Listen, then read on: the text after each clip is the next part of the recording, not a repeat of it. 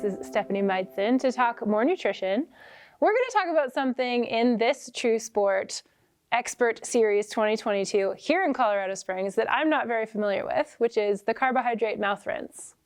So what is that, Stephanie? Yes. So this is a strategy around fueling that was kind of discovered or started to be evolved in like the very late 90s.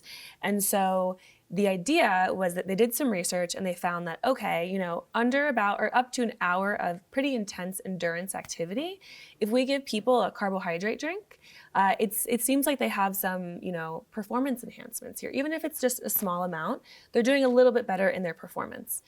But the researchers were thinking, well, an hour of time isn't quite enough to really be fully utilizing that carbohydrate, really breaking it down for energy. And so maybe there's something else going on here. And what they found with a couple more studies is that this idea now of the carbohydrate mouth rinse strategy is that if you take in a little bit of a sweet drink, like a sports drink, and you swish it around in your mouth for 5 to 10 seconds, and then you spit it out, you can still get some performance benefits because it's potentially stimulating your central nervous system, so your brain a little bit. Wow. But you're not actually drinking anything or intaking any energy. So it's really fascinating how that system is working. Yeah, fascinating. But do you recommend the carbohydrate mouth rinse? Like, is that a long-term strategy that we want to be employing, especially with youth athletes? Exactly. And that's where I think we can have research, but then how do we really apply it? That's so key. And I think when it comes to creating or encouraging healthful behaviors with young athletes, something like intaking a food or drink into our mouth and then spitting it out, right? That can potentially make some unhealthful connections for young athletes. And so I think for me that the takeaway when it comes to that nutrition hydration strategy and young athletes is it probably isn't necessary, and I would argue perhaps not healthful for younger athletes to explore, because you can still get some of that benefit within this, we're talking about exercising pretty intensely for an hour, so soccer game, basketball game, something like that, right? You can still get some benefit just by drinking a little bit of sports drink maybe, right? Swallowing it. Yeah. Swallowing is totally fine, right? And if you're inside like basketball, I don't think you're going to be able to spit it out maybe anyway. 100%. Yeah. So we do not recommend it because it doesn't necessarily build a great relationship with the fuel that you're putting in your body. I think so. I think that's a good way to kind of sum it up. Cool. So what are some great hydration habits? Like how do we hydrate really well? Yeah, I think trying to rely mostly on water as our main source of fluids is going to be number one. It's one of the best ways to keep us hydrated, and whether it has bubbles in it or whether you put some fruit in it to make it taste good. Yes. Yeah. Yes, I love that. Or something like unsweetened iced tea, that can all add to your fluid intake over the day. And things like smoothies, milk, even our fruits and veggies have some water in there. Watermelon, it's over 90% water.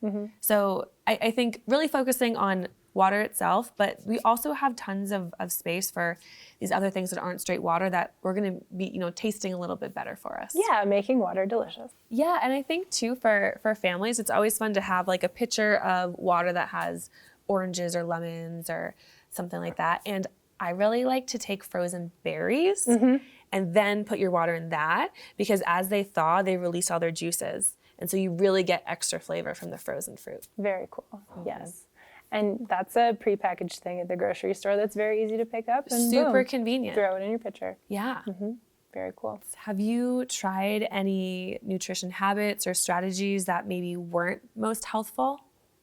I didn't have a great relationship with food right before I hurt my knee for the first time. So I was, I fell into the vanity part of being a woman athlete, and I thought it was going to serve me well. I thought lighter is faster. You have to go faster to throw the javelin further. But then I tore my ACL. So after that, really just paying attention to my body and how I was feeling did me best. Yeah. So I don't know that I got too specific with the habits, but a habit that I did learn from not maybe having a great relationship with food that I do think was helpful is I used to love juice. And we're talking about carbohydrate mixes. Like, this was just straight up like grape juice, apple juice, like so much sugar. And a way that I cut that down was to mix it with water or mix it with soda water or a LaCroix or whatever. And so I still really enjoy that. And that's still part of my hydration habits to make these liquids that I'm consuming fun. So I didn't necessarily adopt that habit for the best reasons, but it has really kind of affected how I get more fluids in my life because they're good. Yeah, they taste good. They're yummy. Yeah. And I think to your point about learning that lesson perhaps of fueling yourself, it's that mentality, right, of restriction versus nourishing. Yes. And food is there to help us. And I think sometimes in culture and social media, it's like food is the enemy. We have to avoid it and restrict it and, you know, all of those things. But if we can switch the mentality, say like, no, like the food is there to help me and I can choose these certain foods in certain amounts and times to benefit my body and my health and performance on top of that. It's such just like it's a better way and it's almost freeing, right? To be able to think of food in that context. Yeah, and to really care for that food that's caring for you. Yeah. Like I made hot chocolate last night and just with water, which I made it with eggnog at Christmas time and it was phenomenal. Yeah. But taking the time to heat up the liquid, put the hot chocolate in it, make sure I'm like mixing it with my like whipping little stick. And I bought these like special marshmallows, like this kind of ritualistic, like very intentional creation of this beverage that I'm going to like sit and pet my dog and watch a TV show while I drink is a really fun place to be at in my life because that's what every meal is, this nourishment of my body, like you said. Absolutely. So I learned so much about hydration strategies, really good ones. Water is king, but make water fun. And thank you for teaching me about the carbohydrate mouth rinse technique and how there's a place for it, but probably great hydration habits are best practice. So really appreciate your time. Thank you, Stephanie, for being here. And we will be back with even more True Sport Expert Series 2022.